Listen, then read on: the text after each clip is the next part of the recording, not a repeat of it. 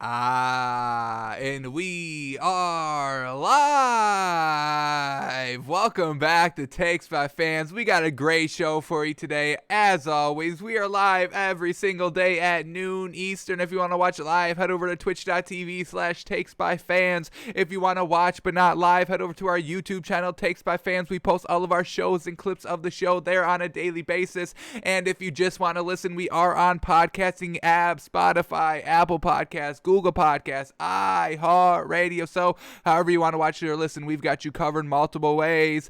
Alrighty, folks, the day is here. Draft day officially. We are, what do we got? 8 hours out from that first pick. Trevor Lawrence getting drafted by the Jags, and then who knows? It's anybody's guess after that. So we finally made it. What was 73-day countdown culminating to this moment tonight. Who will be drafted? Who's going to take who? Which teams are going to be Super Bowl champions just off of tonight alone? So cannot wait. We've got our live draft show. 7:30 Eastern time is when we're going to go live. Half hour before when the draft starts to get kind of, re-cut up, whatever happens, from when we end the show today till we get to that live at 7:30, kind of break down everything that's happening, get our kind of notes in order, and then we're good to go for the rest of the night. So join us at 7:30 at twitch.tv/takesbyfans to come out, watch with other fans, and hopefully our teams are making the right decision tonight. I've been saying all season long, I want Devontae Smith at number 6. I wanted Devontae Smith at number 3, but then the Dolphins got a little cute and traded back 3 spots, so we'll see if he's still available there. But I will be shaving the beard alive, folks, alive, if we do not take Devontae Smith at number 6. If we take a lineman, if we take Jamar Chase, if he's still there, Waddle, anybody else that's not Devontae Smith, the beard will be shaven off alive. So if you want to come watch that, that's going to be there as well. Maybe. Hopefully not. I want Devontae Smith at number 6, folks. Truly. Alrighty, so today we're just going to be kind of, breaking down the NBA kind of quickly, doing our moneymaker for tonight's NBA action. We're not going to pay that much attention to the NBA tonight, unfortunately, because, come on, draft night, folks, come on. We've been months preparing for this. But we'll see what the moneymaker's looking like. Maybe the Timberwolves are playing tonight. Could you imagine winning on the Timberwolves bet and, your team getting that draft prospect you wanted? It'd be a win-win for everybody out here. So we will still cover the NBA today, but I kind of wanted to look at the odds of the draft. We just did our mock draft yesterday, so let's kind of see if we can make any money potentially on tonight's draft, depending on who gets drafted where. So we'll see if there's any great value to take tonight. Obviously, Trevor Lawrence, if you bet him for being the first overall pick, it's like minus 10,000, so there you don't make any money. You bet $1 million on Trevor Lawrence going number 1, you win 10 grand. It's not even worth it. So we'll try to find out where that value is, where if you bet $1 million, you can win $1 million. So we'll see what's up with that. So we got all that today on the show, so let's just jump right into it with the stories of the day. And man, oh man, yes sir, I really actually love this a lot because, well, let's just get into it right now. Last night, the Broncos traded a 6th round pick for quarterback Teddy Bridgewater. Very well done. This is what we wanted. We wanted Teddy Bridgewater out of Carolina because they went with Sam Darnold over him. That's fine. I don't agree with it, Matt Rule, but we'll see if you can make it work. Definitely a lot of pressure on Matt Rule this season, man. He had a working quarterback in Teddy Bridgewater, but now he's kind of going with an experimental quarterback of Sam Darnold a little bit. So we'll see if he's able to make him work. So pressure on Matt Rule this season. But we loved what we saw from Teddy Bridgewater last season. Just couldn't be clutch. Just truly unfortunate. Was able to be competitive and be in all the games last season. The only games that they lost by more than one possession on were those Bucks games. And folks, that's a Super Bowl champion right there. So you got to give them a little bit more respect. And we can kind of maybe look past those double-digit losses by the Bucks because it's the freaking Bucks. So he kept those games all close. We really thought he should have had another year here with Carolina. Teddy Bridgewater, especially with Christian McCaffrey being out all last season. You didn't even have your best running back. Mike Davis, a lot of people like him. He was all right. 600 yards rushing. Didn't get that 1,000 yard. Not that elite back in Christian McCaffrey that can also catch the ball out of the backfield. So Definitely think Teddy Bridgewater deserved one more year there in Denver, but he's going to the Broncos, and now it gets a little interesting because they had Drew Lock, and we heard the general manager say that he wanted quarterback competition, so they bring in Teddy Bridgewater. So now what do they do at that number 9 pick? We just did our mock draft last night and said that the Broncos would take Mac Jones at number 9 because they wanted another quarterback to compete with Drew Lock. But now, is this kind of what they want here? I mean, that's a pretty good. I would go into quarterback camp, with those two quarterbacks battling for that number 1 spot. So we'll see what the Broncos do here tonight. They're not in any really need at a skill position. You still got Phillip Lindsay.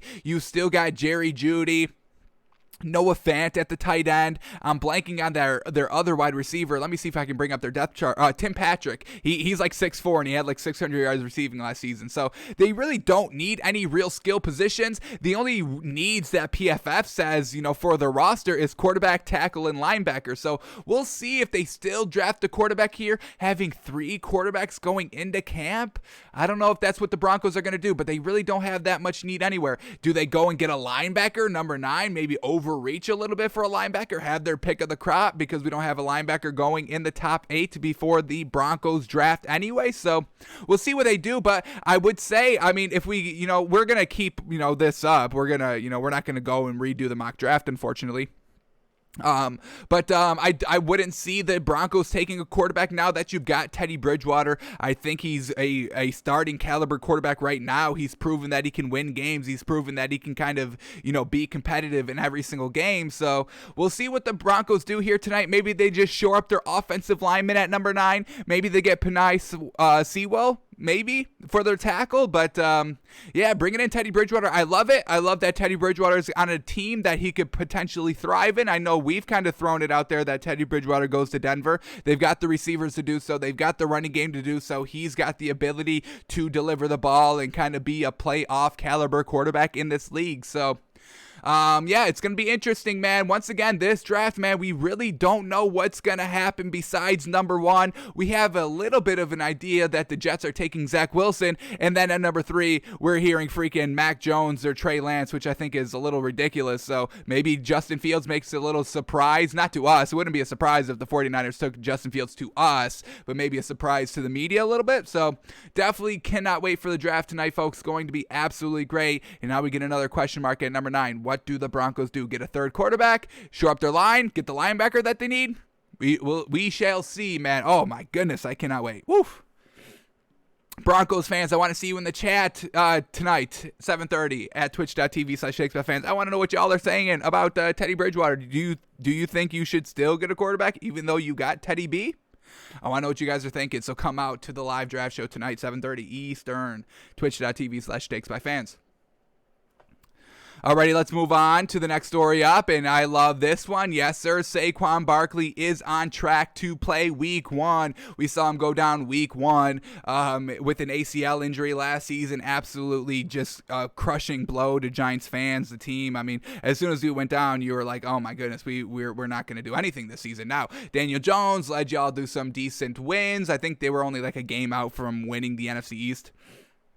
But they were still competitive, and now, we saw that they shored up their, weapon department offensively at the wide receiver position at free agency, and now they're getting their great running back. So that just kind of, let's see what we said.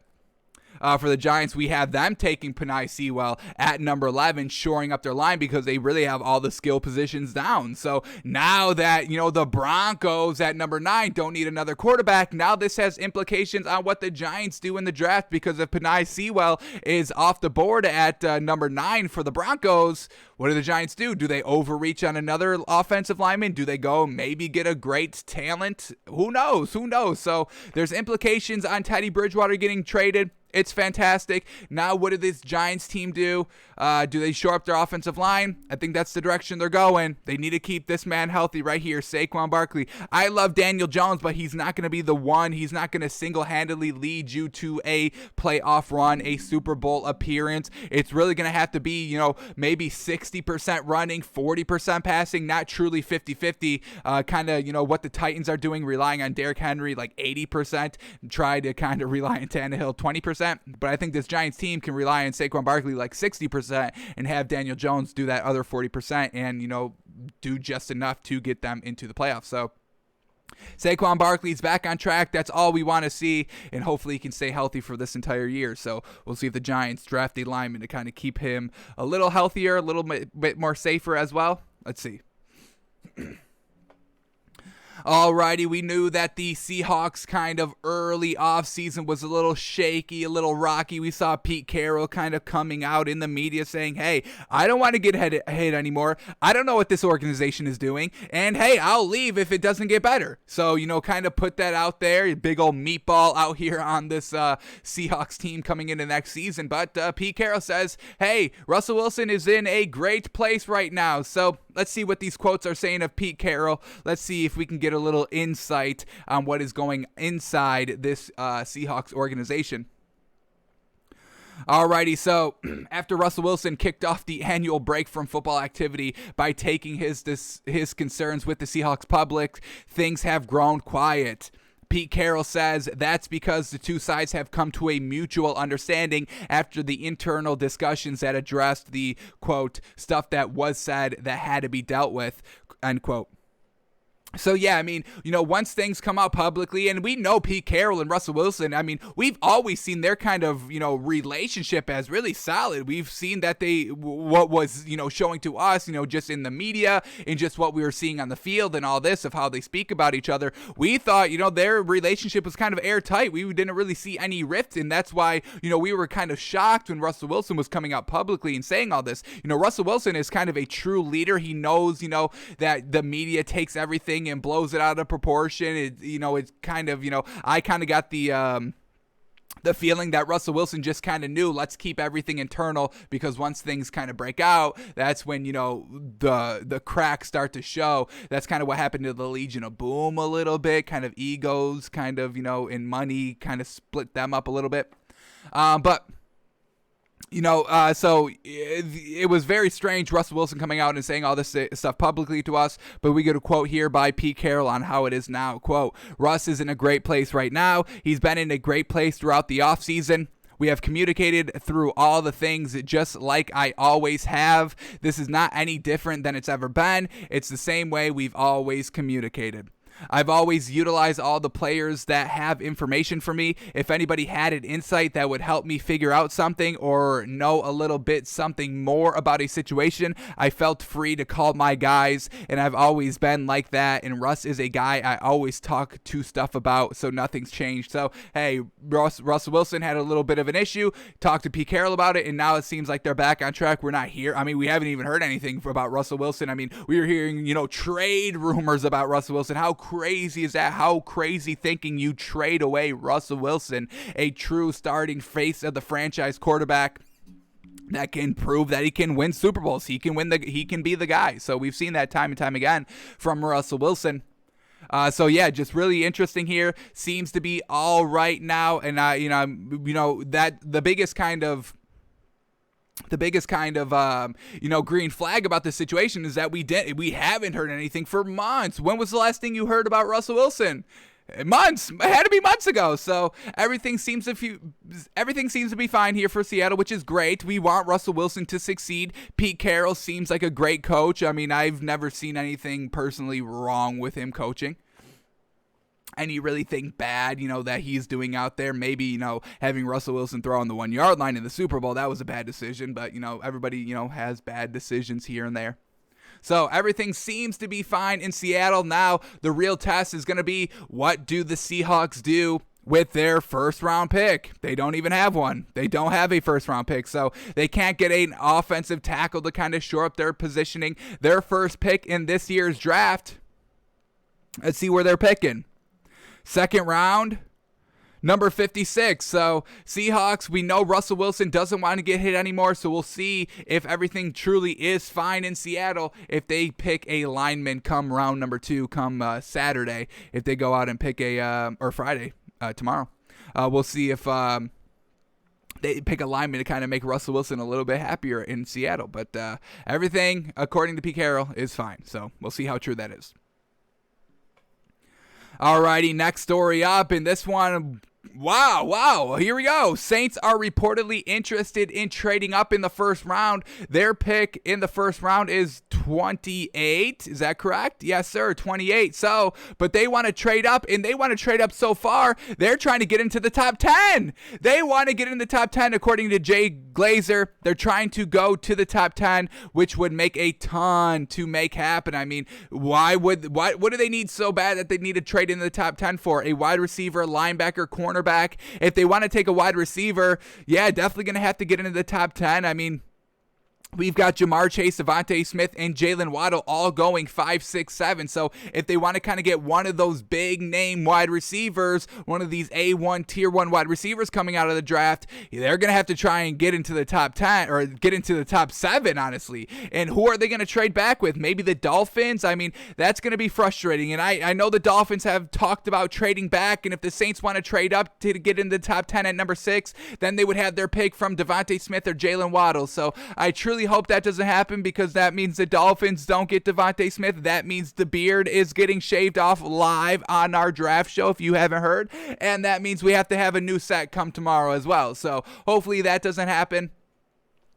So if they want to trade up and get to the top 10, that's kind of sounding like a wide receiver to me, because we have all the good wide receivers going in the top 10.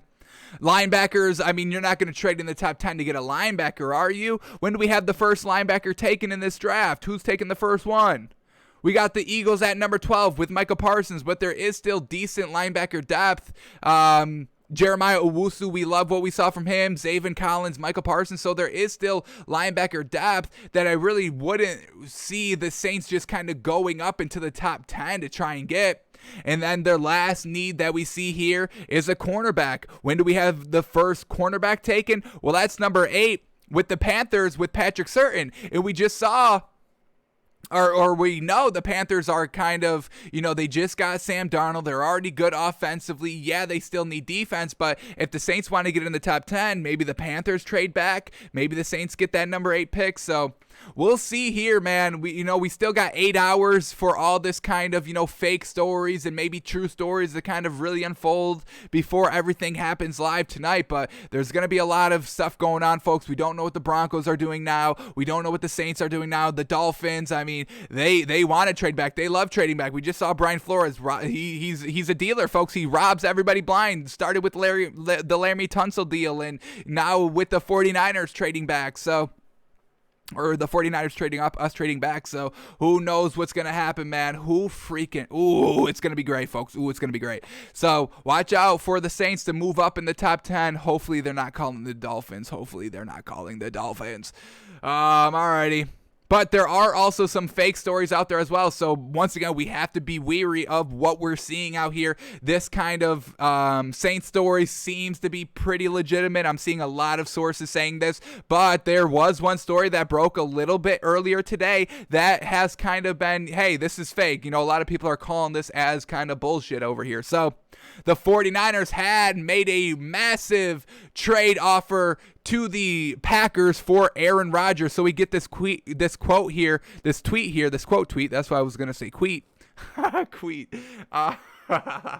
But Bill Michaels on Twitter, blue check mark verified and everything, spilling out nonsense out here. Now this is fake, but this is what he was saying. This is what, 10:52 this morning. So still got to be wary of what we're seeing out here. But this is what he tweeted. The 49ers have offered the Packers the 3rd overall pick in this year's draft, plus other picks and a number of players from their current roster, including Jimmy Garoppolo, for Aaron Rodgers. The Packers turned them down. So we can kind of know this is fake by kind of how he's wording this tweet.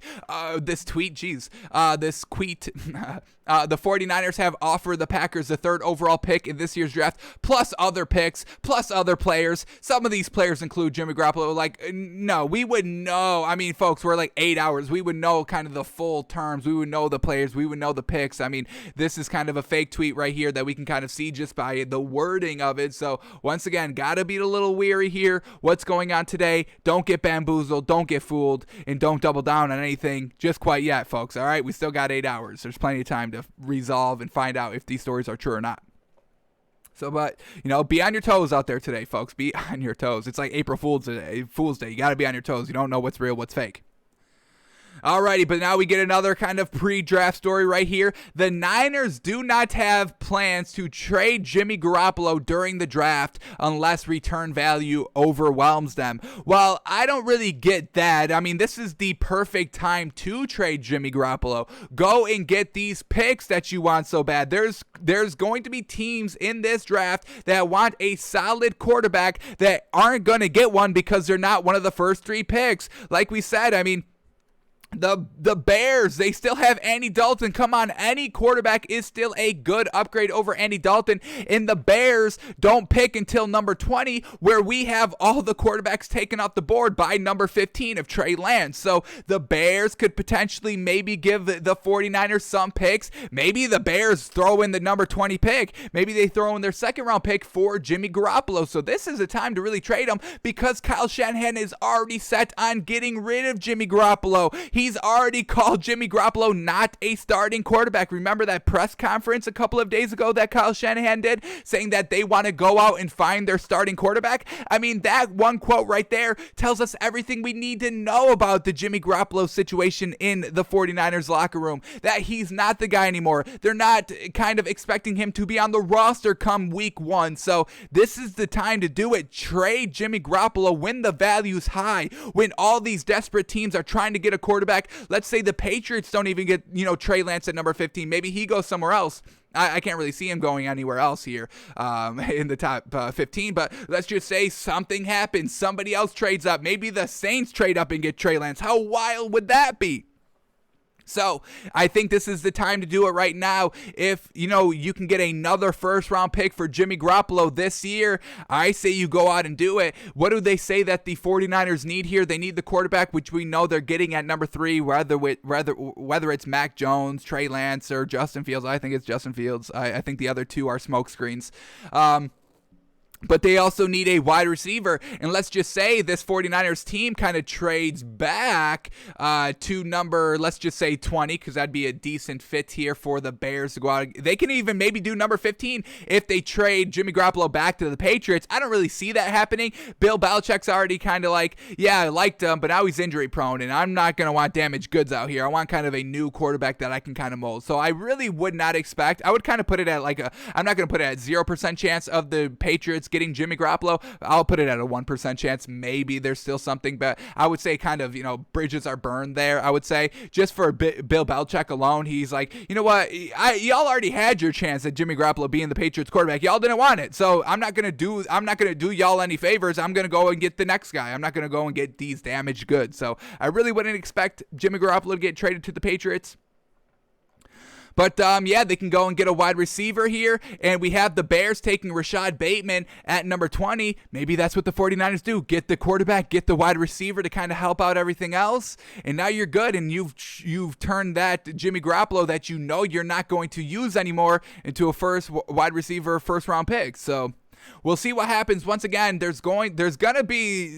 something's big's gonna happen in this year's draft. There's usually a big moment in every draft, and I don't think this draft is any different here. In fact, I think this draft is a little special because I think we're going to get a lot of kind of jaw-dropping moments due to the COVID situation. You can't really evaluate that much talent this year. A lot of players taking the year off we don't really know about how they're going to work. Jamar Chase, is he still going to be good? So a lot of question marks here. A lot of teams that, need quarterbacks or want quarterbacks that may just kind of sell out to go and get a decent one. There's still good backups in this league. We just saw the Broncos make a move last night for Teddy Bridgewater. There's still Jimmy Garoppolo out on the table, folks. So if the Broncos are trading for Teddy Bridgewater, then Jimmy Garoppolo can go as well. And let's not forget about Marcus Mariota there with the Raiders, folks. Maybe something happens with him. He just took a pay cut to stay on the team. They really kind of don't want him on the team. They just want him as the backup. But hey, if the price is right, one of these other kind of not in the top 20 teams that still need a quarterback, the Bears, they need a quarterback, folks. You can't tell me different that they want freaking Andy Dalton to be their main man. So the Bears, that's probably the only one that wants a quarterback. Maybe even the Saints want a quarterback. Maybe that's why they're trading in the top 10. I don't think so, because you still got Jameis Winston and Taysom Hill, and I think those are two good pieces to have in camp to kind of go against each other. But man, oh man, who knows what's going to happen? Everything has to be on the table. Everybody's got to be wheeling and dealing today for these last 8 hours, seeing what's sticking, seeing what they can get. So yeah, the Niners don't have any plans to trade Jimmy Garoppolo tonight, but I mean, if the money's right, if the asking price is right, if that pick selection is right, number 20, we'll take that. So watch out for the Niners to trade Jimmy Garoppolo tonight, even though it's not in their plans.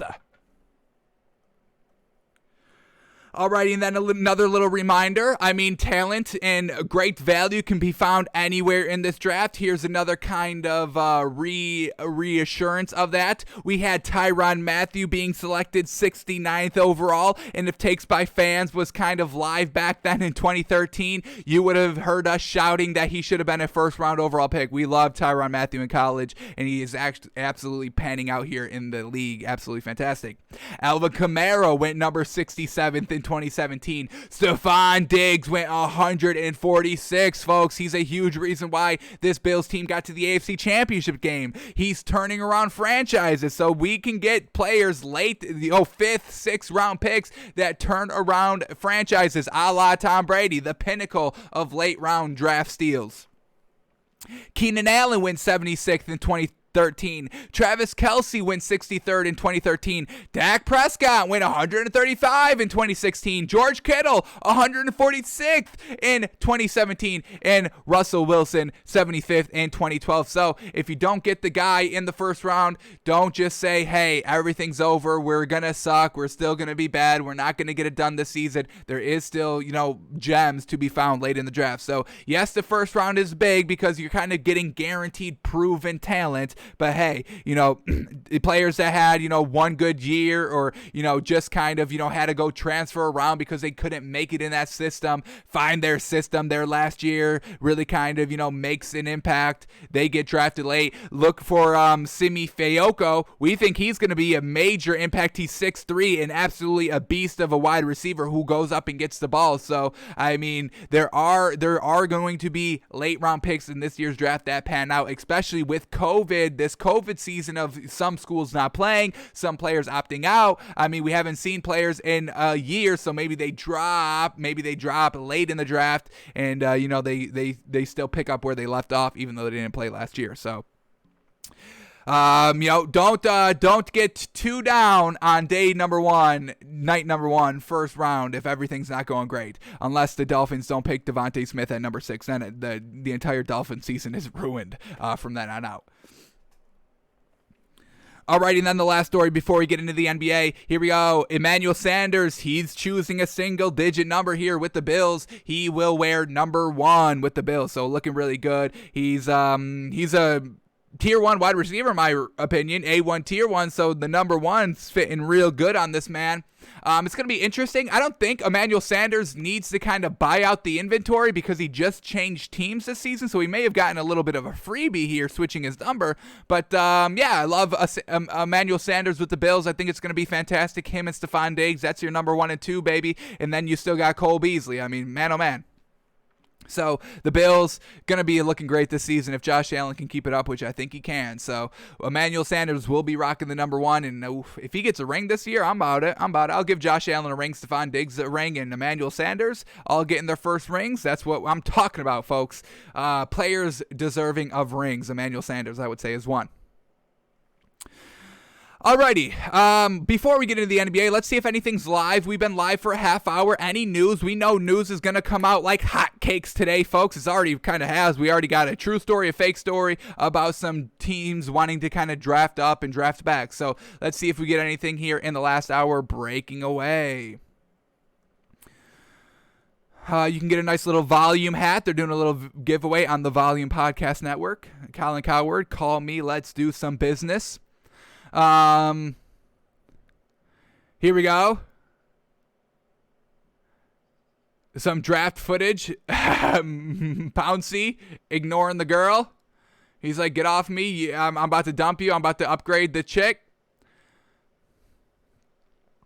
So watch out for those. Always good to see kind of draft night brothers and draft players getting drafted, seeing what they get drafted and going wild with their families. Always a great sight to see.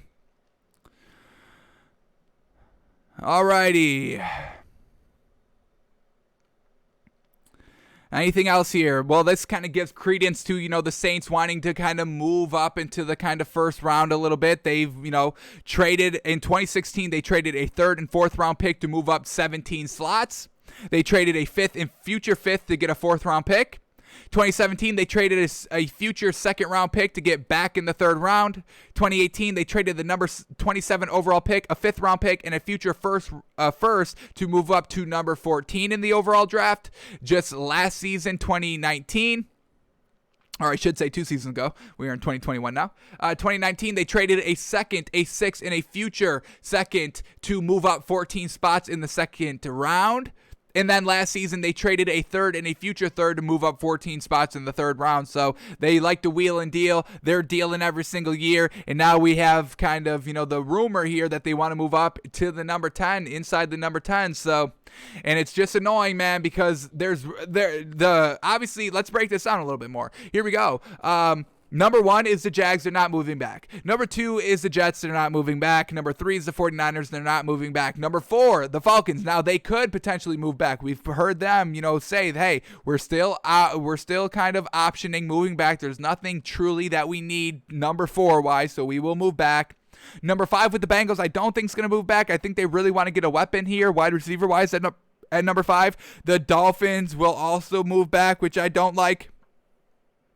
The Lions here at number 7, very interesting here. I would say they could move back as well, but I really hope Dan Campbell doesn't go and start making your legacy right now. If you're the true head coach and you truly believe in yourself, start having your process, what you want your team to look like. Go out and get that 7th round pick, that 7th pick in this year's draft. Go out and get the man that you want. So we'll see I don't expect the Lions to move out. The Panthers at number 8 could also move out. No real big need here to kind of fill. According to Matt Rule, it was just Teddy Bridgewater that really wasn't getting it done for him.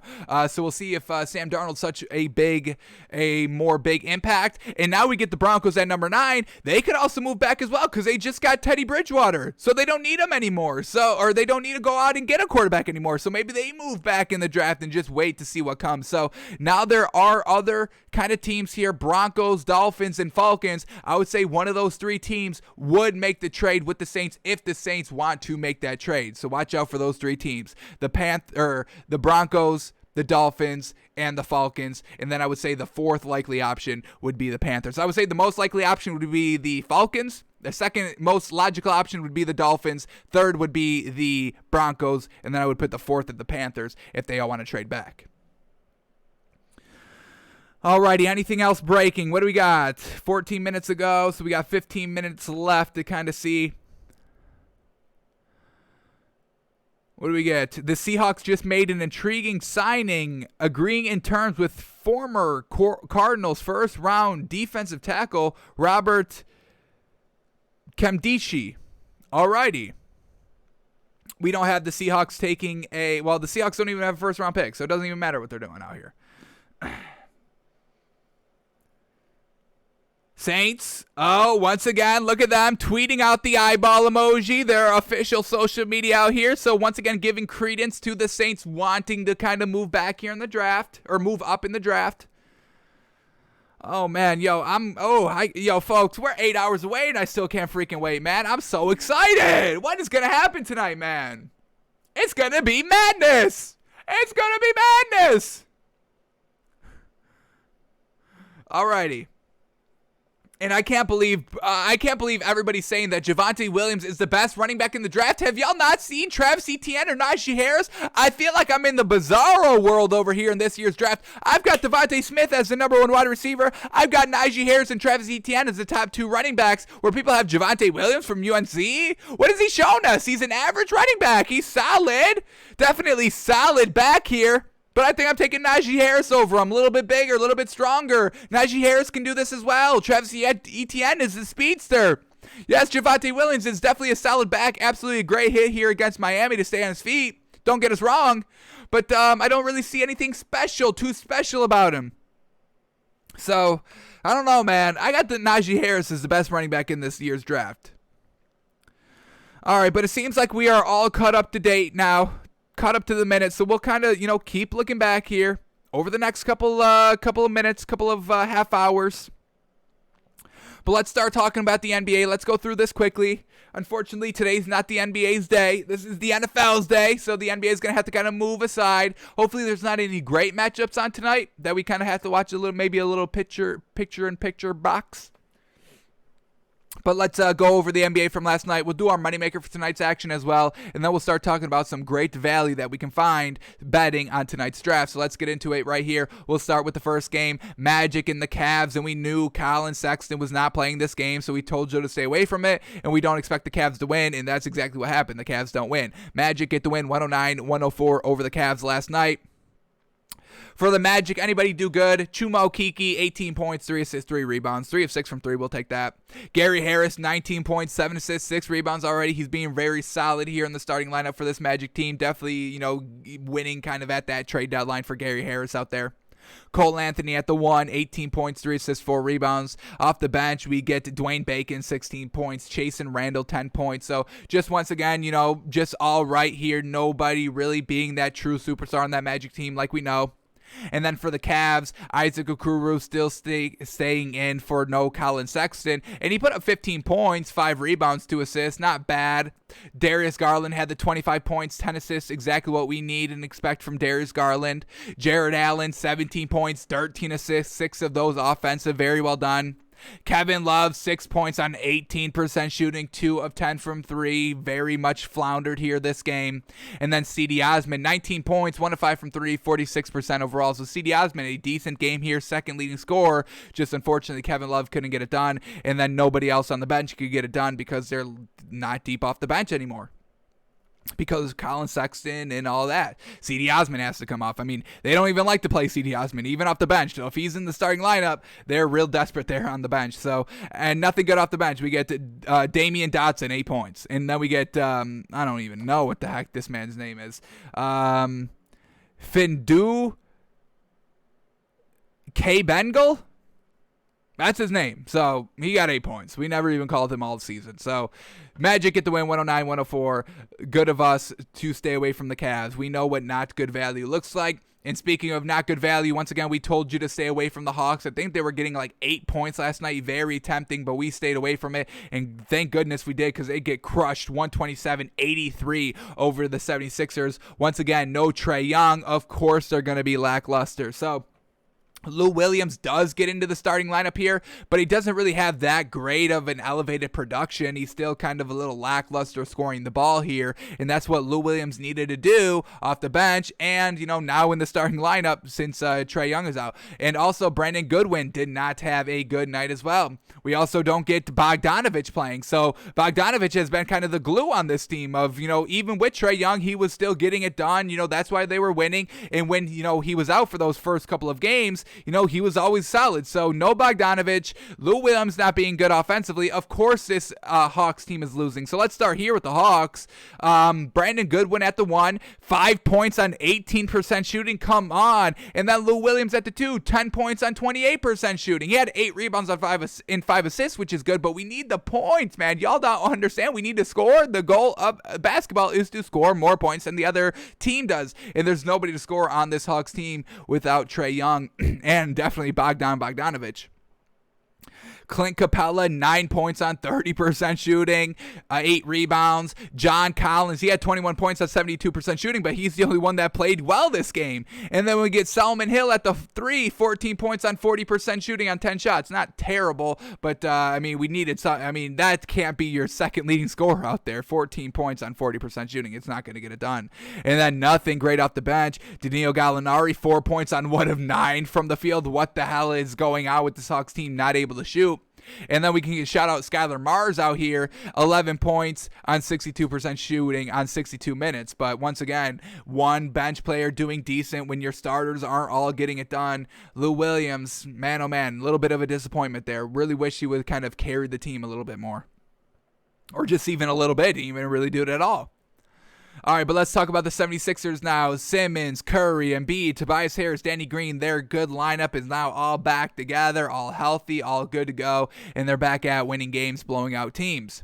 Ben Simmons only putting up 8.6 assists and 4 rebounds. Seth Curry, 20 points, led the team in scoring. Very well done. Finally, a great game by Seth Curry here. Let's see if he can keep it up. He shot 4 of 7 from 3, 66% overall, and more importantly, got us those 20 points. Nobody else has scored more than that. It's fantastic. Joel Embiid, 17 points, 7 rebounds. Tobias Harris, 17 points, 6 assists, 7 rebounds. Danny Green, 5 points on 1 of 3 from the 3 and only 5 shots overall. But they didn't need to play that many minutes because they were blowing out the Hawks team. So all the starters only playing like 25 or less minutes because it was just a blowout. And then off the bench, Shake Milton, 12 points, 6 assists, 6 rebounds in 13 minutes. Very well done. Furkan Korkmaz, 12 points off the bench. Yes, sir.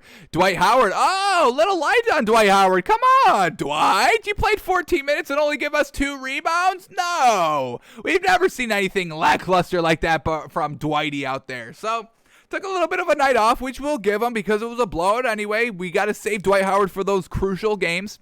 And let's also shout out Tyrese Maxey before we leave this game. 11 points, 2 assists, 2 rebounds in 13 minutes. So well done. Just an absolute blowout. The Hawks couldn't buy a bucket to save their lives. What did they shoot as a team?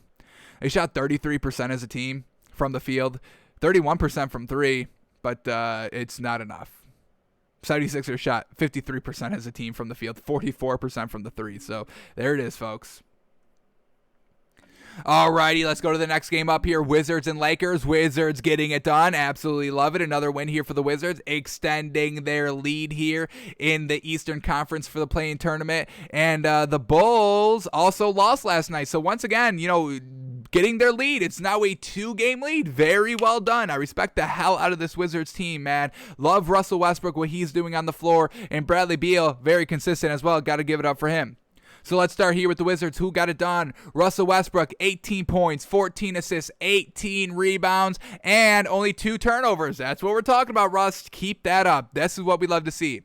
Raul Neto still in the starting 2, 5 points. So once again, we really can't rely on Neto too much. Yeah, he only took 4 shots, but hey, be a little bit more aggressive shooting the ball out there.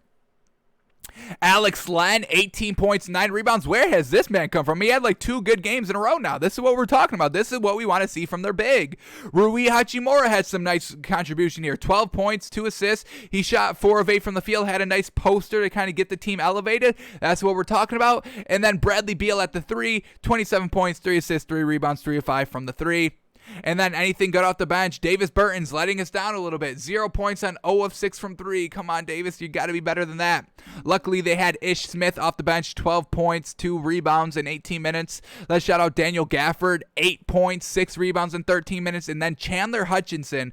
8 points, 6 rebounds as well off the bench. So some decent production here. Russell Westbrook, Bradley Beal getting it done. Rui Hachimura, Alex Len having solid contributions. Now we're starting to see a lot more players offer great offensive nights. We see Rui Hachimura with the 12. We've seen Raul Neto put up 20. Alex Len putting up 18. Now they got Ish Smith back kind of consistently off the bench. He's putting up 12. So watch out for this Wizards team, especially if they can make it past that play-in tournament and claim that 8th seed. I'm definitely all about seeing what Russell Westbrook can do against that Nets team. I cannot wait. Hopefully we get that. All right, let's go to the Lakers now. Here we go. Dennis Schroeder, KCP, Andre Drummond, Anthony Davis, Kyle Kuzma in the starting lineup. So Dennis Schroeder, 13 points, 8 assists, 4 rebounds. He shot 41% from the field. KCP only 4 points on 5 shots.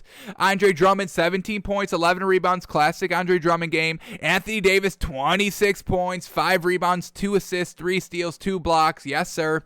And then Kyle Kuzma, once again, nothing great. Yeah, solid. 11 points, 7 rebounds, 8 assists. I'll give him those 7 rebounds and 8 assists, but 33% shooting. Would really wish Kyle Kuzma would just be that automatic shooter, man, and just kind of be the main scorer. Or the second main scorer when it's just him and Anthony Davis out there. So, wish we could get a little bit more scoring production from Kyle Kuzma out here. And then off the bench, Montrezl Harrell, 12 points, 2 assists, 3 rebounds. He shot 100% on 5 shots. Love seeing that. Ben McLemore has been great off this bench. 16 points, 3 rebounds. Definitely a huge piece, and he's going to be absolutely needed when LeBron James comes back. Talen Horton-Tucker, 6 points on 42% shooting. Nothing great, but come up just a little bit short here of this Washington team that is on a mission to win games, and I absolutely love it. They're still winning games here towards the end of the season, so you got to give them all that respect. Alrighty, next game up here, Celtics and the Hornets. Celtics get the win. Another loss here for the Hornets. A little unfortunate, but everybody was back here for the Celtics except for Kemba Walker. They still made it work. So let's start here with the Celtics. And Jaylen Brown and Jason Tatum did their thing. Yes, sir, baby. So let's start here. Jaylen Brown, 38 points, 4 assists, 7 rebounds, 7 of 13 from 3. This is what the Celtics need to be, folks, for this playing tournament or for the playoffs. They need Jaylen Brown and Jason Tatum kind of to put up 30 points every single night like they did last night. So Jaylen Brown with the 38 points. Then we get Jason Tatum, 35 points, 8 assists, 8 rebounds, 4 of 10 from 3, 52% overall from the field. A great night.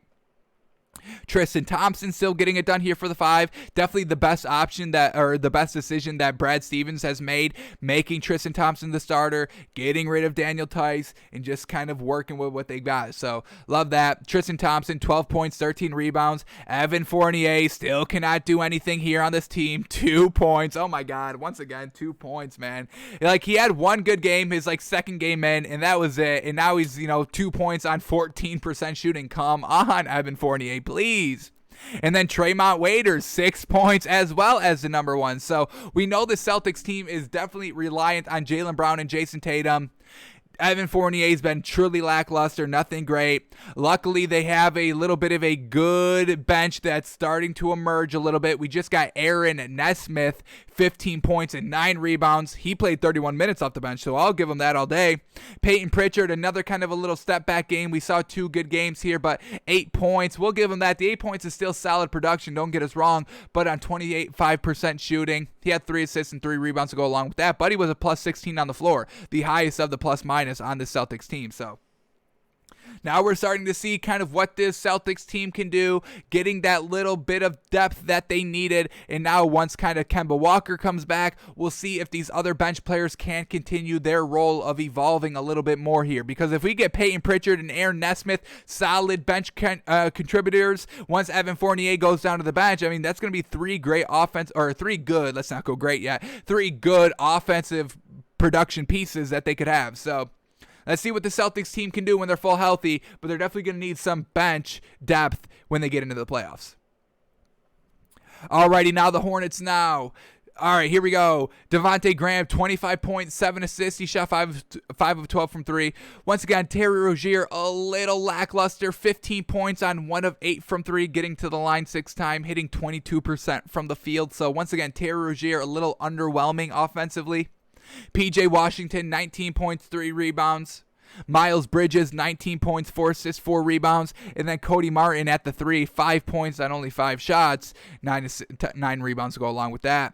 And then anything off the bench, good. We get Cody Zeller back off the bench, some solid minutes, 17 minutes off the bench, 16 points, 4 rebounds.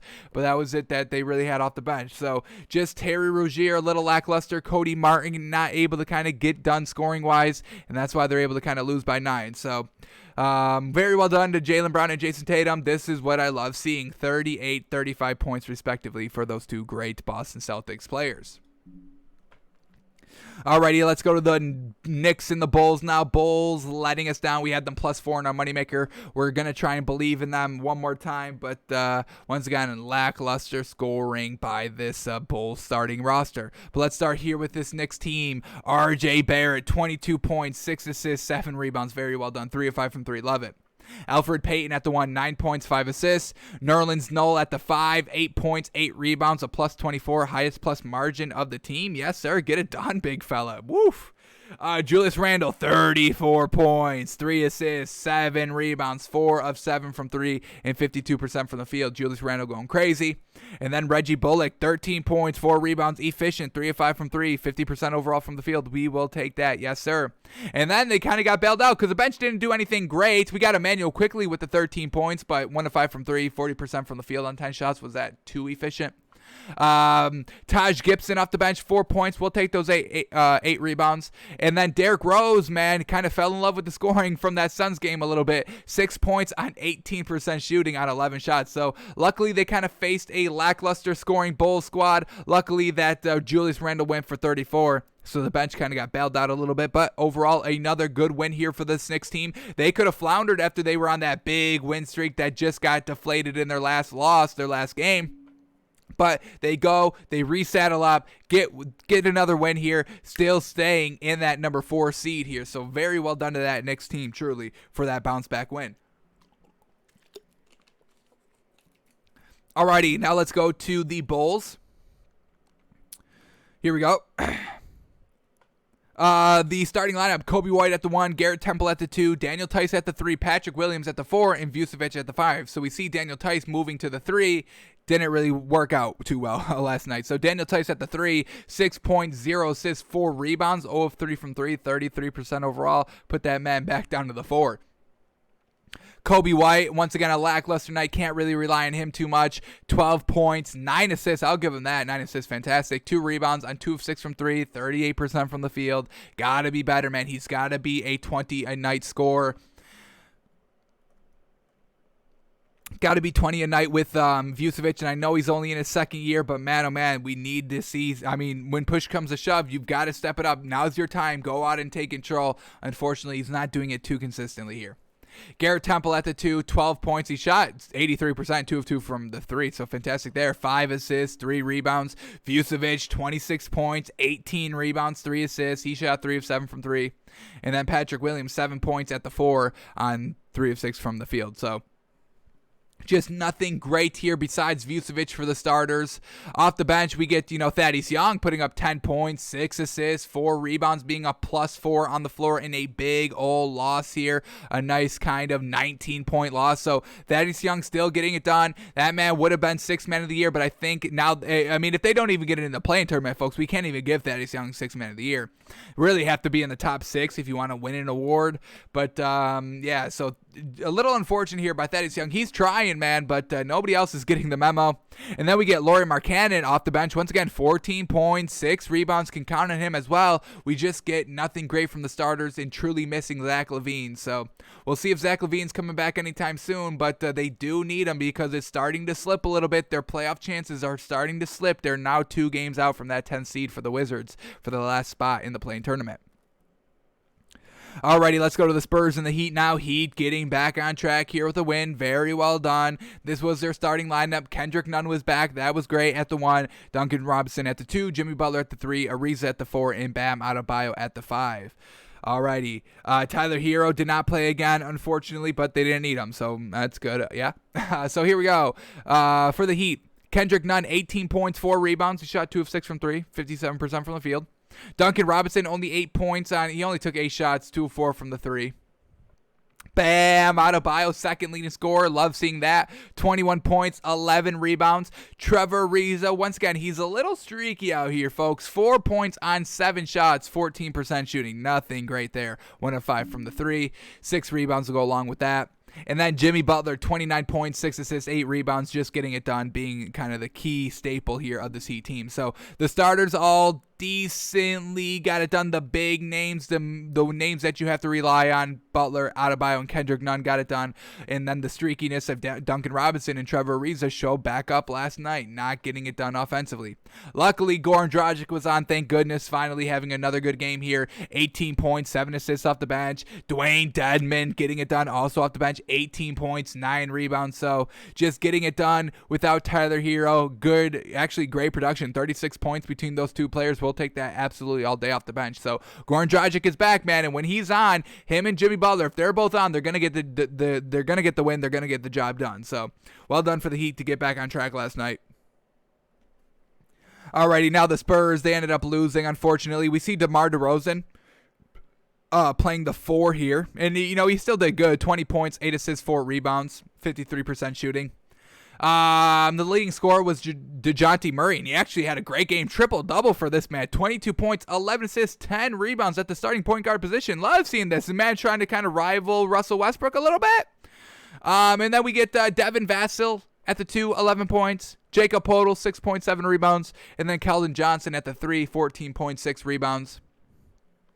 They got some decent production off the bench. Rudy Gay, 13 points. And then Lonnie Walker, 18 points, 3 rebounds off the bench. So decent production there. Just came up a little short here, losing by 5 here against the Heat. But very well done for the Heat, man. Trying to secure a playoff spot here. They are tied with the Celtics Unfortunately, they don't have the tiebreaker, so the Heat are the 7th seed. But hey, they get a win. They're right back in that 6th seed. Don't have to go through the play-in tournament. So we'll see which kind of big team here, whether it's going to be the Hawks, the Celtics, or the Heat that have to kind of play in that play-in tournament at that number 7 seed. Alrighty, next game up, and thank goodness, man. Thank freaking goodness. Blazers beat the Grizzlies 130-109, a big 21-point win, blowout win for the Blazers. Alrighty, they're back on track, finally. They just faced the Grizzlies 2 times in their last 3 games. They just faced them last night for their 3rd in the last 4 games, and they ended up winning because they lost those other 2 games. So a great win here. They're on the 2-game winning streak. Let's see if they can kind of climb back into that 6th spot there, so they don't have to go through that play-in tournament. But very well done for the Blazers last night, so let's talk about them first. Damian Lillard, 23 points, 5 assists, 3 rebounds, 2 of 9 from 3, a little light. CJ McCollum, 26 points, led the team in scoring, 4 of 6 from 3, 6 assists, 3 rebounds, very well done. Nurkic, 15 points, 9 rebounds. Robert Covington, 0 points on 6 shots. Not the greatest. 6 rebounds to go along with those 0 points. And then Norman Powell, 24 points. Yes, sir. 4 assists, 5 rebounds. So really a great night here by the starters, except for Robert Covington. This is kind of what we need to see. Damian Lillard, McCollum, and Norman Powell all kind of putting up 20-plus points because we can't really rely too much on the bench. Luckily, last night, Carmelo gave us a great performance. 18 points on 63% shooting from the field.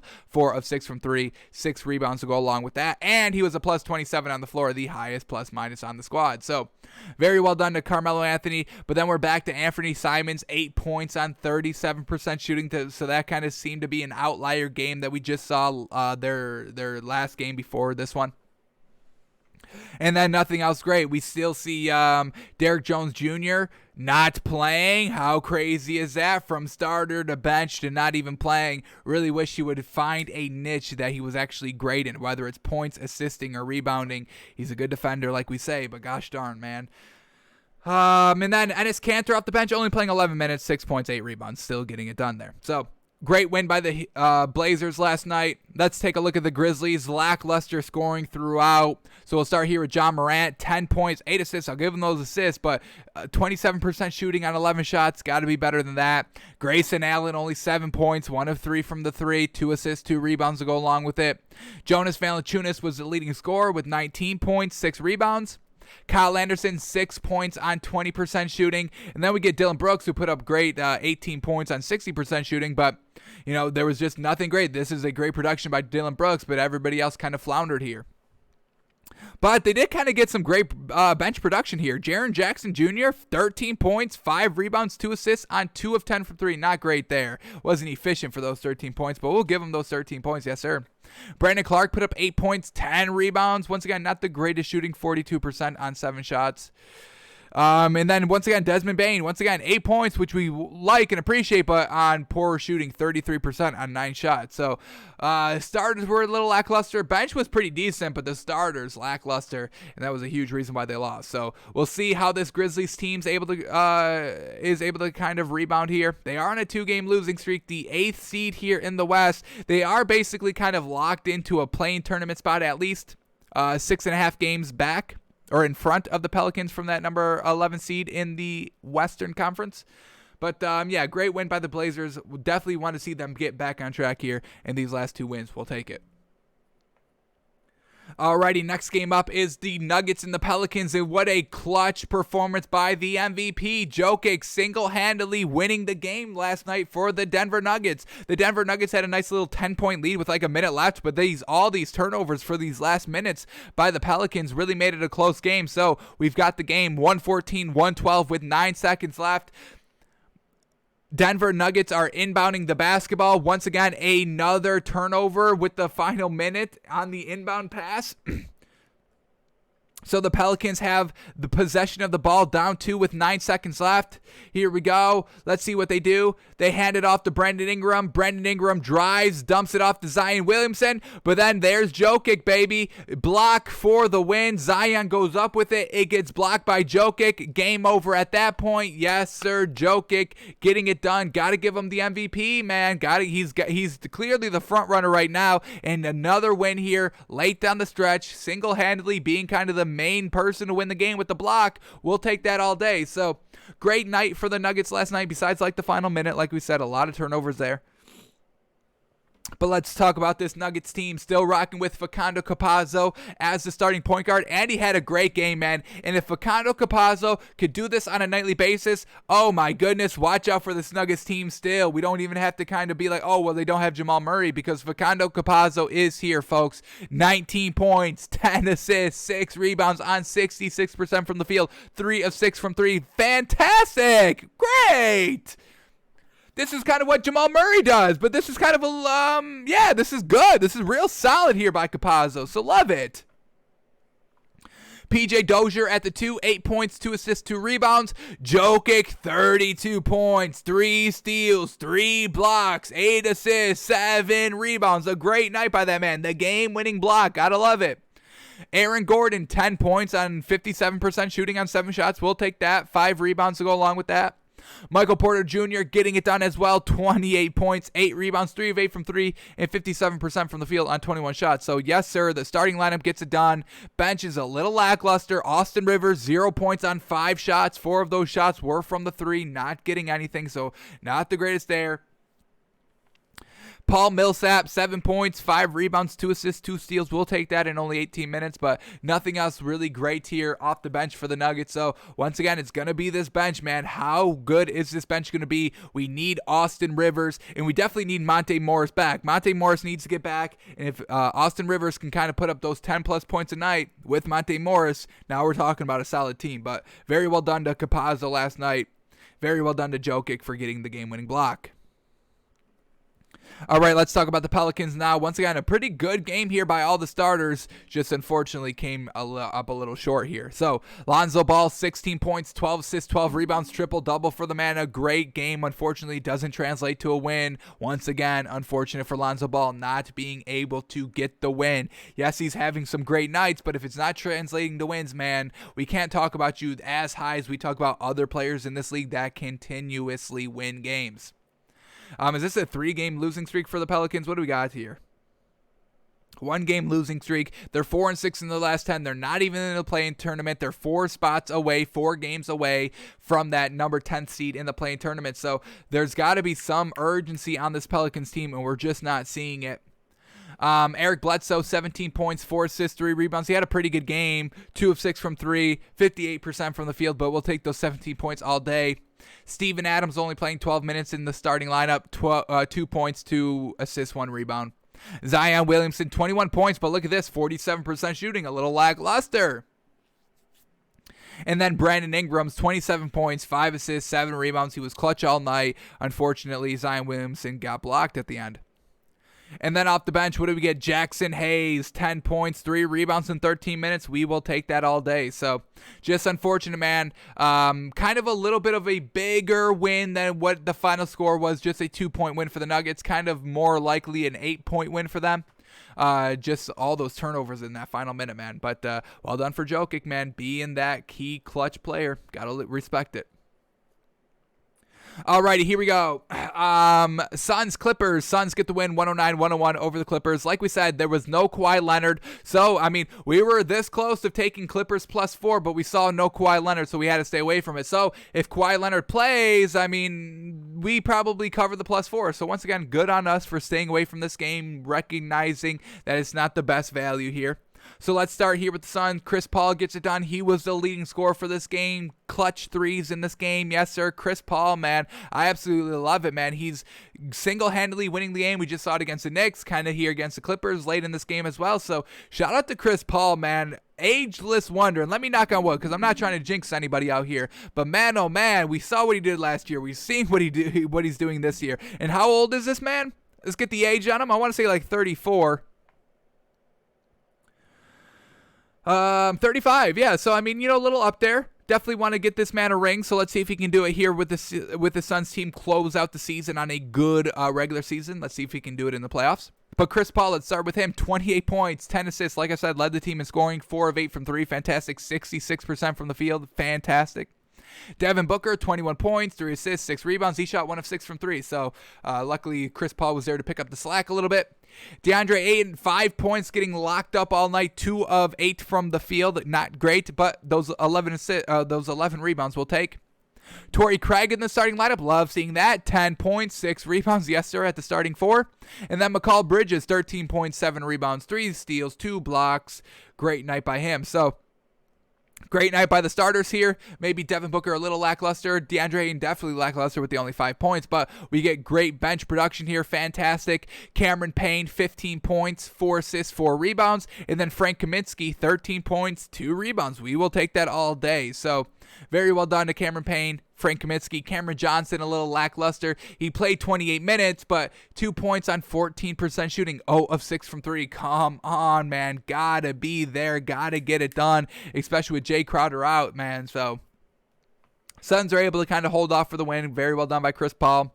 Now let's talk about this Clippers team. I mean, all the starters really got it done here. Just a little lackluster off the bench. But shout out to all these starters here. And if Kawhi Leonard was playing, I think the Clippers probably win, and that's why we still have them kind of number 1. We'll see if it gets kind of shaken up tomorrow when we re-update our power rankings in the NBA.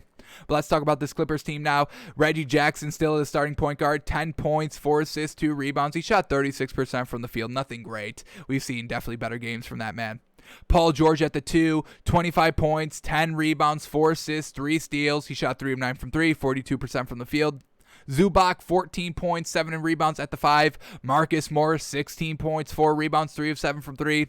And then Terrence Mann at the 3, 12.6 rebounds. So, once again, pretty solid here. All the starters in double-digit scoring-wise. Paul George putting up 25 points. Fantastic. Off the bench, just nothing great. Rondo had 9.7 rebounds, 7 assists, 4 rebounds. That was good. Not that kind of double-digit score, just 1 point off. So, I guess we'll give it to him a little bit better. Nicholas Batum, 8 points, 1 assist, and then Luke Kennard, 5 points. So really only playing 4 bench players out there. Nothing truly great. Then the Clippers lose because no Kawhi Leonard. And then the last game of the night, an absolute blowout win for the Jazz, putting up 154 points. Holy moly, beating the Kings 154-105, a 50-point win, 49-point win. Jeez. So let's start here with the Jazz, and probably won't even talk about the Kings. But here we go. The Jazz, Donovan Mitchell still. Joe Ingles in the starting lineup. No Mike Conley, so it's Joe Ingles being the starting point guard. 13 points, 7 assists, 2 rebounds. Very well done to get it done, Joe. Love it. Royce O'Neal at the 2, 10 points, 5 assists, 2 rebounds. Rudy Gobert, 12 points, 10 rebounds. Georges Niang, 19 points, 4 assists, 3 rebounds. And let's see this, man. He's now in the starting lineup, Georges Niang, for that great kind of fourth quarter performance in their last game. So very well done. Georges Niang, man, a little bit of a sleeper, man. He can shoot the ball, 5 of 7 from 3. So if the Jazz get another shooter, Georges Niang coming off the bench the entire season, now awakening at the back half of the season, watch out for this Jazz team in the playoffs, man. They're deep and they've got shooters everywhere. And then Bojan Bogdanovic, 24 points, 4 assists, 3 rebounds. He shot 1 of 5 from the 3, so nothing great there, but 43% overall from the field. And then that brings us down to their bench. Jordan Clarkson, 23 points, 3 rebounds. Classic Jordan Clarkson. Jarrell Brantley, 13 points, 3 rebounds, 3 assists. Matt Thomas, 17 points on 7 of 7 from the field, 100% on only 9 minutes. So even he was getting into the action. So great scoring here by literally everybody. If you were playing 9 or more minutes, you basically put up 10 or more points out there. So everybody was on. They didn't even have Mike Conley, still don't have Donovan Mitchell, and they're still able to put up 154 points. Yes, sir. All right, and then for the Kings, no De'Aaron Fox. Buddy Hield, 18 points, only taking 6 threes. That's a little wild, yeah. If De'Aaron Fox wasn't there, I'd expected this man to put up like 18 threes a game. But he led the team in scoring, 18 points, along with Roquan Holmes with the 18 points. But like we say, nothing great on this Kings team, especially without De'Aaron Fox. So, alrighty, let's quickly see what we've got on tap here in the NBA tonight. We'll do our moneymaker quickly, and then we'll start trying to find some value of how to make some money here in the draft. Alrighty, so the NBA tonight, no nationally televised games, which is a smart move for the NBA. They're not going to get any viewers tonight. But this is what we got to have in the league. Mavericks, Pistons, Nets, Pacers, Bucks, Rockets, Warriors, Timberwolves. Yes, sir. Timberwolves. We're making money tonight. Pelicans, Thunder, and the Nuggets and the Raptors. Ooh, going to be a tough game here for the Nuggets on the back-to-back. Let's see if they can get it done. All right, so we went 1-1 in our moneymaker last night. Oh, look at DraftKings. Oh, they've got the logos now on their website. Yes, sir, DraftKings. We see you out there upgrading all that money people are losing are going to the infrastructure of the website. I love it. Ooh, looking clean out here. Yes, sir. Add some color to it, not just kind of black and green. I'm about it. Yes, sir. All righty. So let's start here with the Mavericks and the Pistons, baby. Here we go. Mavericks -8.5. Pistons +8.5. For the Mavericks, J.J. Redick, game time decision. Josh Richardson, game time decision. Dorian Finney-Smith, game time decision. Kristaps Porzingis, game time decision. Maxi Kleber, game time decision. Luka Doncic, game time decision. I'm sure they're all playing. Most of them are playing. And then for the Pistons, Mason Plumlee is out. Rodney McGruder is out. Jeremy Grant is out. And Dennis Smith is out. So Mavericks -8.5 should be good all day. So we'll take that. Let's take the Mavericks here. We'll give them a chance here on draft night. Can they impress us? We'll swallow the 8.5 here. Pistons without Jeremy Grant. Come on. Let's see. Actually, let's go to Fantasy Labs real quick. That's a lot of players with the game time decisions. So let's go to Fantasy Labs. Let's see if we get anything. Kyrie Irving is out today, so let's keep that in mind when we're looking at them. Does not seem like there's that much information coming out right now on players. So yeah, all those players being game time decisions, somebody's got to play. Yeah, probably should stay away from it, but we'll live on the edge today. Mavericks -8.5. Alrighty, Bucks, Rockets. Bucks -13, Rockets +13. Giannis, game time decision. Dante DiVincenzo, game time decision. And we saw what happened last time when Dante DiVincenzo didn't play. They lost the game. What the hell is that about? And then the Rockets, DJ Augustine out. Eric Gordon out. John Wall's out for the season, remember? Avery Bradley, game time decision. Daniel House Jr., game time decision. Sterling Brown still out. And David Waba is also out. So, going to stay away from this one. Way too high of a spread. We don't like this Rockets team anymore. We'll stay away from it. Warriors, Timberwolves, come on, folks. Y'all know we got to ride the T-Wolves train. Yes, sir. Warriors -4, Timberwolves +4. We're taking the Timberwolves +4. Yes, sir. But let's just make sure who's in and out here. Damian Lee is out for the Warriors. Kelly Oubre Jr. is a game-time decision. And Eric Paschal is out for the Warriors. And Malik Beasley is the only member out for the Timberwolves. So, yes, sir, we love what this Timberwolves team is doing. They're still winning, being competitive. We know the Warriors kind of play down to their competition. And this Timberwolves team is good, but they may get a little kind of, caught off guard here because we know the media, we know the Vegas is disrespectful to the Timberwolves. Not us here at Takes by Fans. Watch the draft, make some money. Timberwolves +4. That's how you do it, folks. Alrighty, then we get the Raptors and the Nuggets. Raptors +3, Nuggets -3. Paul Watson out for the Raptors. Chris Boucher is out, and Gary Trent Jr. is out. And then for the Nuggets, Will Barton is out. Monte Morris is still out. So the Nuggets are on a back-to-back. They should win this game, no problem, but we are going to stay away from it because they are on the back-to-back, and we kind of left a little bad taste in our mouth of how they floundered in the final minute, folks. It was truly kind of bizarre. So we'll stay away from Raptors, Nuggets. Hopefully the Raptors can get the win. Hopefully Facundo Campazzo can still get it done at the point guard position, especially without Monte Morris and Austin Rivers playing not that great last night. All right, and then the last game of the night, the Pelicans and the Thunder. Pelicans -10, Thunder +10. You trusting Thunder? You trusting Pelicans +10, -10? Because I'm not trusting any of these teams here. But here we go. For the Pelicans, Steven Adams, game time decision. Josh Hart still out. Nickeil Alexander-Walker out. And then for the Thunder, Mike Muscala is out, and Shai Gilgeous-Alexander's out. So they're getting a lot of their players back. Only those two players out. Dort should be 100%. So everybody's kind of good to go with this Thunder team. Plus this Pelicans team on the back-to-back. Thunder didn't play last night, right? We didn't talk about them. So, yeah, Thunder +10. A little interesting here. Let's live on it. Let's live on Thunder +10. Everybody's kind of good to go besides Shai Gilgeous-Alexander. So, yeah, we'll take the 10 there for the Thunder. Yes, sir. Can't really trust this Pelicans team too much right now. So, this is what we got tonight. Mavericks -8.5. Timberwolves +4. That's the best bet of the night, folks. And then the Thunder +10. Feeling good about that one. Alrighty, before we talk about some draft prop bets on how to make some money. Let's once again check to see what is going on here in the sports world now that we're kind of another half hour removed from looking at breaking news. So Seahawks did sign former first-round defensive lineman Robert Nkemdiche.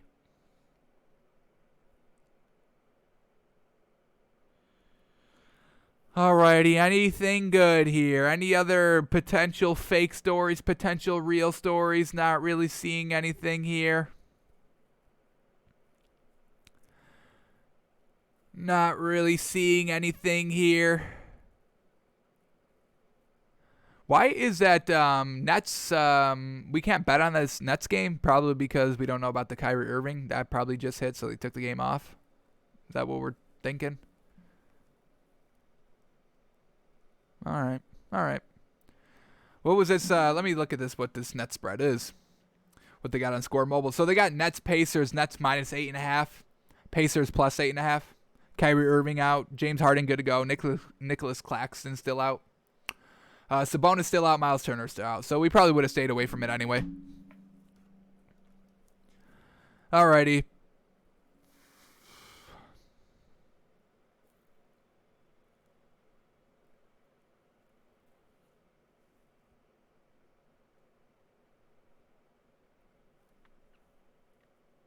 NFL updates, running a giveaway here on Twitter. Name all the quarterbacks drafted in the first round and where they end up. Winner gets $100. Yes, sir.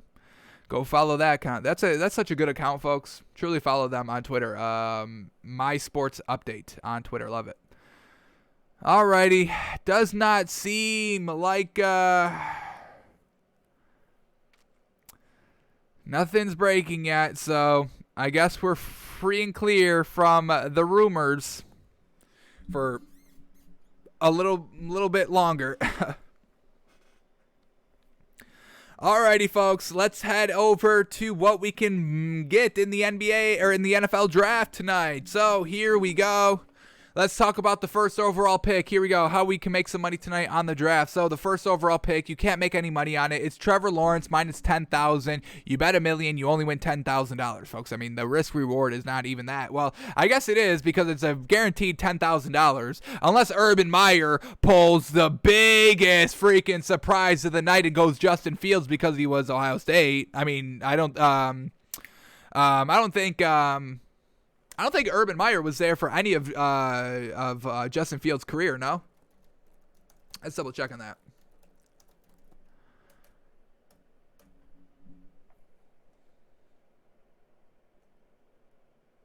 Justin Fields got there in 2018 was Georgia, so 2019 was Ohio State, and I think he was already gone by then. Urban Meyer.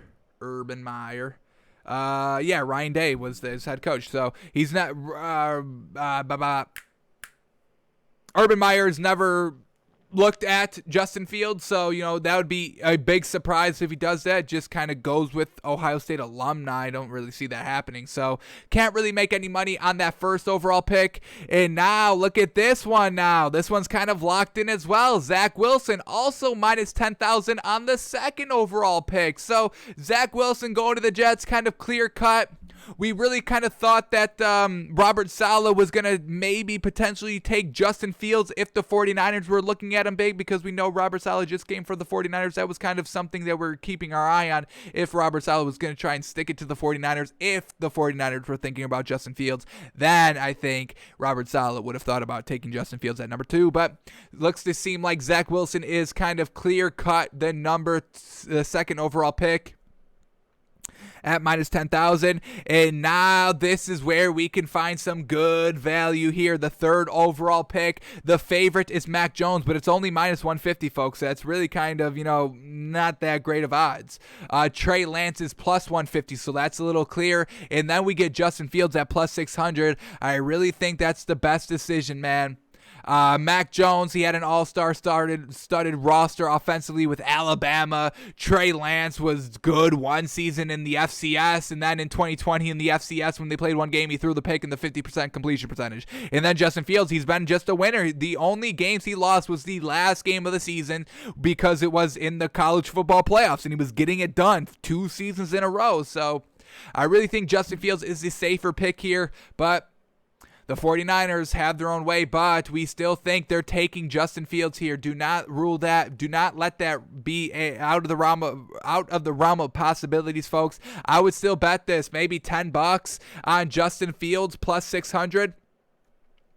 That would win you 60. If you bet 100, you win 600. I would kind of go $100 on that. We have Justin Fields in our mock draft that we just did yesterday. We've got Justin Fields going number 3. I really cannot see what the 49ers saw in Mac Jones that makes him such an attractable freaking quarterback over Justin Fields, and I really don't get the Trey Lance. I think having Justin Fields behind Trey Lance is truly disrespectful. Like I said, I guess I can maybe understand a little bit Mac Jones over Justin Fields. Not really. I mean, Mac Jones beat him head-to-head in the national championship game, and he had 4,500 yards. That's real good, but at the end of the day, you have to take all the facts around it, and he's got a DUI. You can't trust his judgment off the field, so what the hell? So I would say this, man, a couple of bucks on Justin Fields' 3rd overall pick. It's great value. It's good value. I mean, we know Justin Fields is kind of a good prospect. No, come on. You got to give him better than Trey Lance. So I would say Justin Fields at the third overall pick, plus 600 is great value, folks. I'll let y'all determine how much you want to put on it, but I think it's good value. It's good value, plus 600. You can make a lot of money on this potentially being a good, solid pickup as well. So that's one way to make some money tonight on the draft. Top 5 pick. Any of these players going in the top 5, you can make some money. What do we get here? Jamar, what do we got at number 5? Who's picking number 5? Jamar Chase. Yeah, Jamar Chase at number 5. What do we get for that? Minus 200. That's not that great of odds. But that's definitely good. I love Jamar Chase. I think is definitely for the Bengals. I think that's 1,000% set in stone.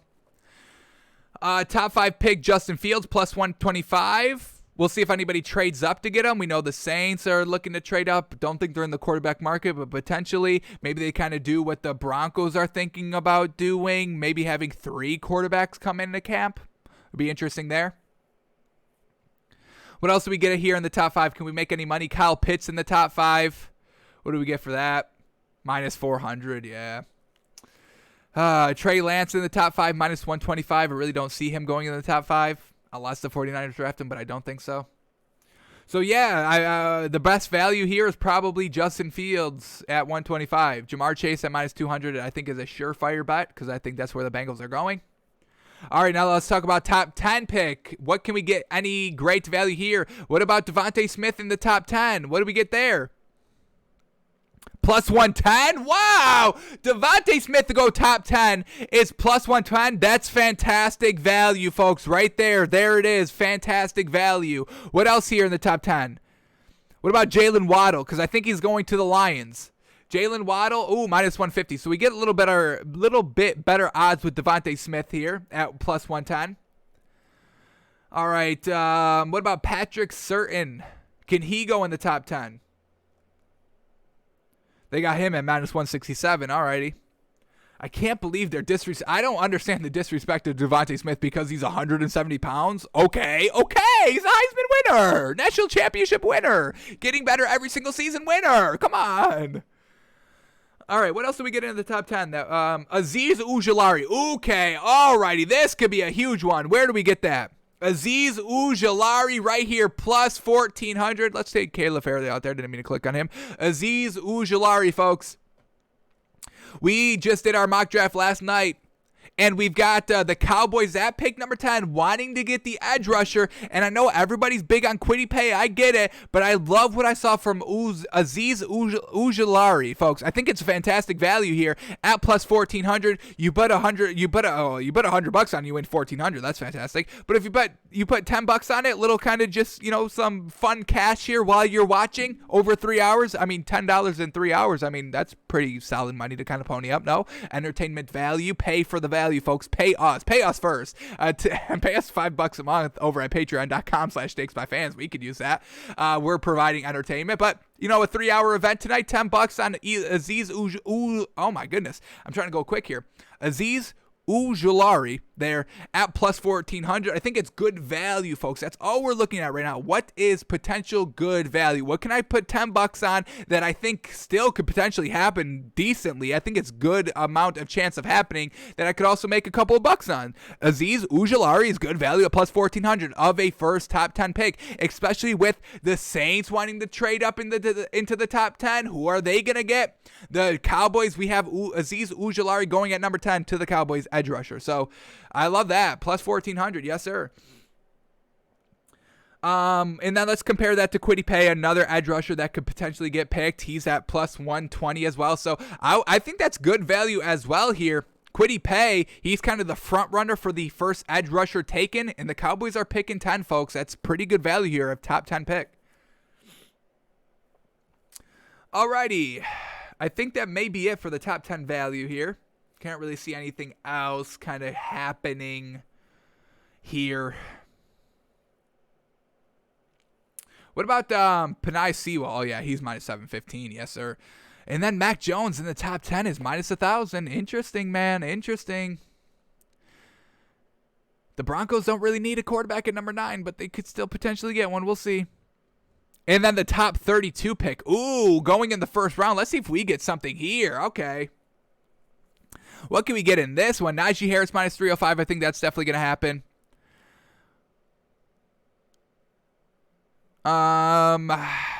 Anything good? What do we get here? Who's big pluses that we can bet some money on? Kyle Trask plus 800. Now that's interesting just because of the kind of Patriots at number 15. We're really not sure where they're going. But there's really only 5 teams that need a quarterback or want a quarterback, and there's only 5 good quarterbacks, so Kyle Trask may not be good. We don't even like Kyle Trask. We think he's Mitch Trubisky out here, so stay away from Kyle Trask. Yeah, there's really no good value here. I mean, if you just want to kind of double your money, kind of win your money back, Travis Etienne minus 125, that's fine. Najee Harris minus 305, you won't make that much money on. But we got Travis Etienne. There's a couple of teams that could draft this man in the first round. Steelers going number 26, they can get him. Bills going number 30, they can get him as well. So Travis Etienne here, minus 125 here for the first round. That's fantastic value, folks. You put $100 on it, you win like 90 something. Let's actually put it up here. We can do it singles mode. Travis Etienne, you put $100 on Travis Etienne, you win $80. That's not bad. I think he's definitely, there's suitors out there for him, folks. I mean, that's all the Steelers need is a running back. So Travis Etienne, I think if you want to kind of put a large amount of money on something that really has a really great chance of happening while winning some good chunk of change, $100, Travis Etienne, first round, you win $80. You get your 100 back and you win 80. 180. Then you take that 180 for the second round, and then we'll have some value there for y'all coming tomorrow. Let's 3-day event. Let's make some money here tonight. Alrighty, what else do we get here? Team's first pick. Player to be selected with the team's first draft pick. Oh, okay. Devontae Smith at plus 250. I mean, that's what we've been saying, folks. He gets drafted with the team's first pick. Oh, this is the Giants. This is the Giants special? Oh, no, I don't want the Giants. What are you, crazy? They're not going to get a wide receiver, I don't think. Giants first selection. We've got, this is interesting. Penei Sewell. This is interesting. Plus 1,000 here. This is what we have in our mock draft. Penei Sewell falling down to number 11 for the Giants, and they would pick him up, I would think. So Penei Sewell plus 1,000 for the Giants' first overall pick here. First round pick. I like it. Broncos, Eagles. Well, you can only do it for those 3 teams. Funny. Why does this say tomorrow at 6 p.m.? This is today. What is going on here? What is this? Why does that say tomorrow at 6 p.m.? I don't get that. Player to be selected with the team's first draft pick. Yeah, I don't know why that's tomorrow. All right.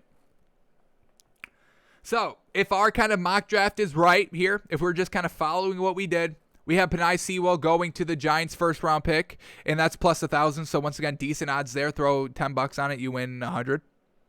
All right, then the Denver Broncos. This one got kind of a little messed up because they just traded for Teddy Bridgewater, but we had them taking Mac Jones, and he's plus 1,000 as well. I would stay away from that one.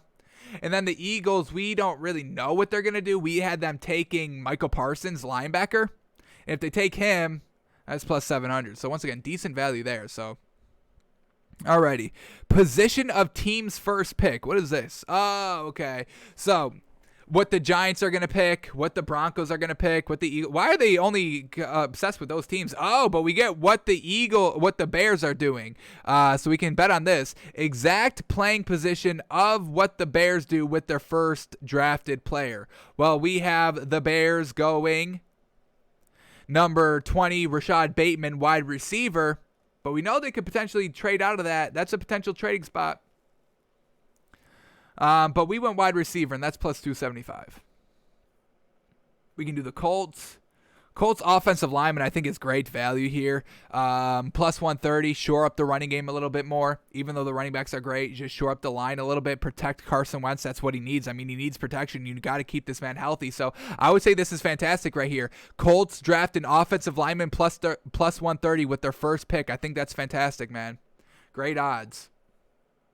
What the Panthers do, what the Steelers do, running back minus 125. Once again, good value. It's just decent value, basically kind of double your money.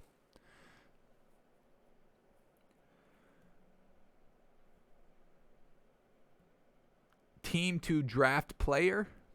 Justin Fields, who drafts him? Plus 250, man. The Patriots, they've got the best odds. How crazy. Do they move up in this draft, man? They could. Exact outcome. Alrighty, yes sir, let's do this. Here we go. We'll finish off our betting on the draft with this. What is the exact outcome on picks 3, 4, and 5? Woof. Alrighty, so their options are Mac Jones with Kyle Pitts and Jamar Chase. Penei Sewell getting in here.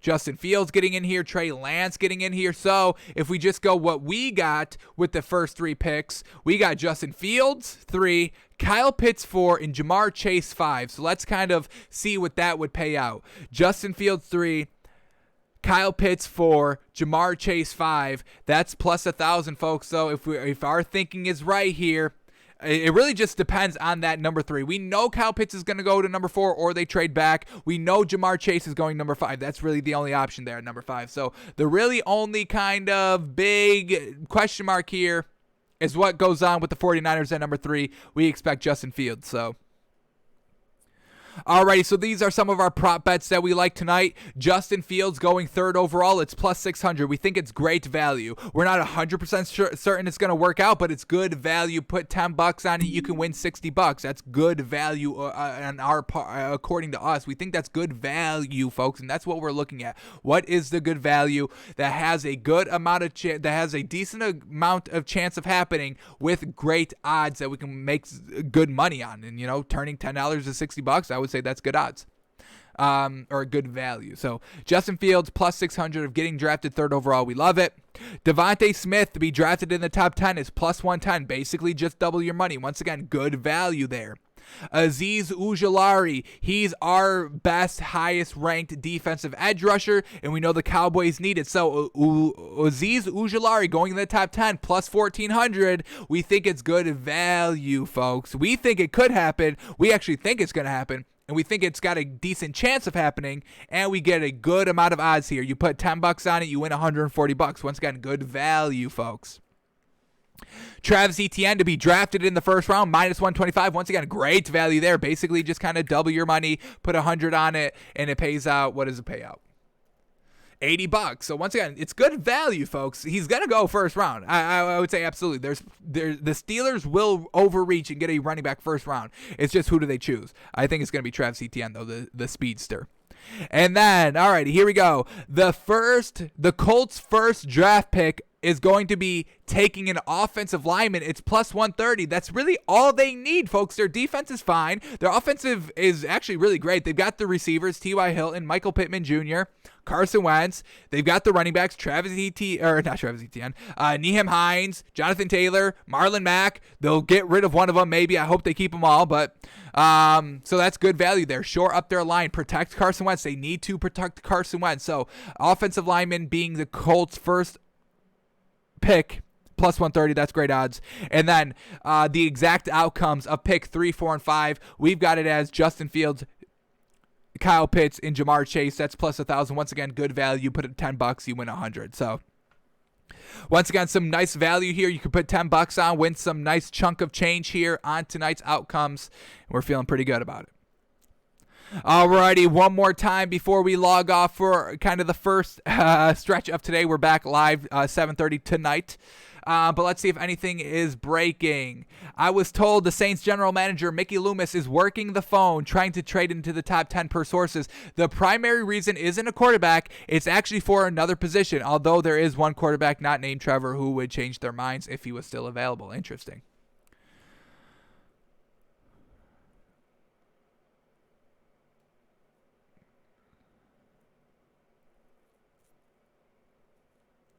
Oh, this is easy. I'm about to enter this giveaway right here. Here we go.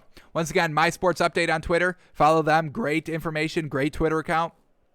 Giveaway here. Correctly predict where these 3 wide receivers land. Jamar Chase, Devontae Smith, and Jalen Waddle. We know where they're landing, folks. Well, we know Jamar Chase is 1,000% going to the Bengals, so let's put that up. Jamar Chase.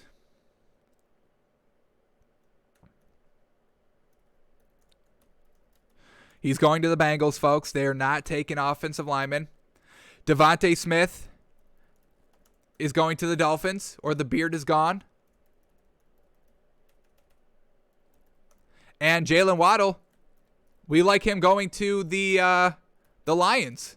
Dan Campbell officially says, hey, I'm about that life. I'm about this offense. Let's get it done. So easy $100 here. Easy $100. Don't copy us, because if I have to split the $50, if I got to split the $100 with y'all, I'm going to be pissed. Alrighty, folks. Doesn't seem like anything else is breaking here.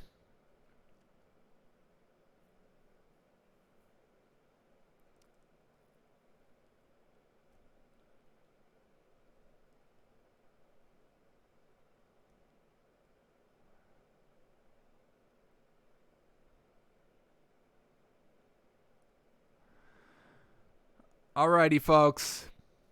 Alrighty. Well, we've done all we could. We have done all we could. 2 months into studying these draft prospects, getting ready for tonight's action, folks. It's all coming to a head tonight. So join us 7:30 Eastern time. We're going to be kind of, for that first half hours, let's see what's happening from 1:37 p.m. till 7:30 p.m. Let's see what's happening. Let's get ready. Let's get all of our fears and all our anxieties and all of our predictions out in the open. And let's just sit back, and all we can do is watch, and hopefully our teams are making the right choices out here, folks. So thanks for tuning in.